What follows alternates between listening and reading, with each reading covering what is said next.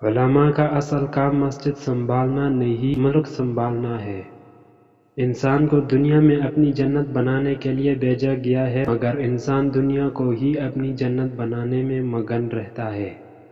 جو لوگ ایمان اور اخلاق کی راہ پر چلتے ہیں، جنت خود ہی ان کی منزل بن جاتی ہے، اور جو لوگ خواہش اور تعصب کی راہ پر چلتے ہیں، جہنم خود بخود ان کی منزل بن جاتی ہے۔ انتہا پسندی کے جواب میں انتہا پسندی کا رویہ آپ کے علم و اخلاق کی شکست ہے۔ انتہا پسندی کے جواب میں توازن پر قائم رہنا آپ کے علم و اخلاق کی فتح کی علامت ہے۔ جو لوگ اپنے سینے میں تعصب کی ناک پالتے ہیں، وہ سب سے پہلے خود ہی ان کے زہر کا نشانہ بنتے ہیں۔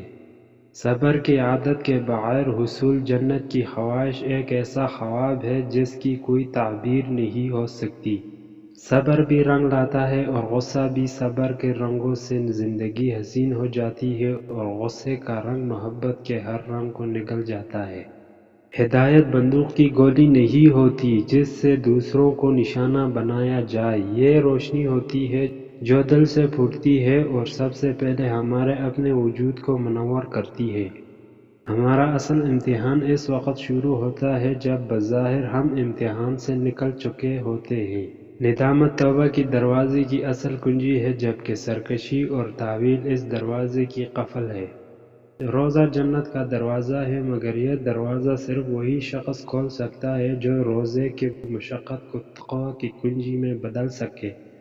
والدین کی خدمت جنت کا دروازہ ہے۔ خوش نصیب لوگ اس دروازے کو زندگی میں اور بد نصیب ان کی موت کے بعد ڈھونڈنے کی کوشش کرتے ہیں۔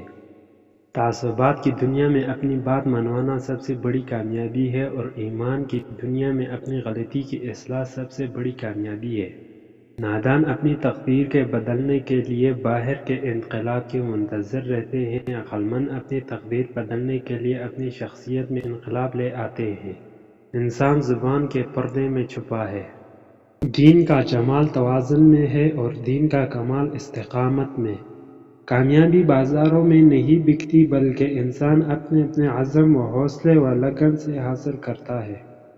جنت سے محروم ہر شخص بد نصیب ہے، مگر سب سے بڑا بد نصیب وہ ہوگا جو اپنی خواہشات اور تعصبات کو اپنا ایمان بنانے کی وجہ سے محروم ہوگا۔ برائی کو اختیار کرنا بہت آسان ہے، جبکہ اس کو چھوڑنے کے لیے مضبوط ارادوں کی ضرورت پڑتی ہے۔ جو ایمان تحقیق کی وادی سے نہیں گزرتا، وہ اکثر گمراہی کی منزل کو جا نکلتا ہے۔ جو اعتقاد عمل کی وادی سے نہیں گزرتا، وہ اکثر جہنم کی منزل کو جا نکلتا ہے۔ اسلام کے دشمن وہ ہیں جن کے دعوت سے اسلام کو نقصان پہنچے۔ اس سے فرق نہیں پڑتا کہ وہ مسلمان ہو یا غیر مسلم، امیر ہو یا غریب، بادشاہ ہو یا فقیر، میں ہوں یا آپ، والدین ہوں یا اولاد، سب کو چھوڑ کر جانا ہے، سب کو چھوڑ کر جانا ہے۔ خواص کی بددیانتی اور کرپشن سے سماج کو جتنا نقصان ہوتا ہے، عوام کی بددیانتی اور کرپشن سے سماج کو اس سے کہیں زیادہ نقصان ہوتا ہے۔ کسی کو چھوٹا ثابت کر کے آپ خود بڑے نہیں ہو سکتے۔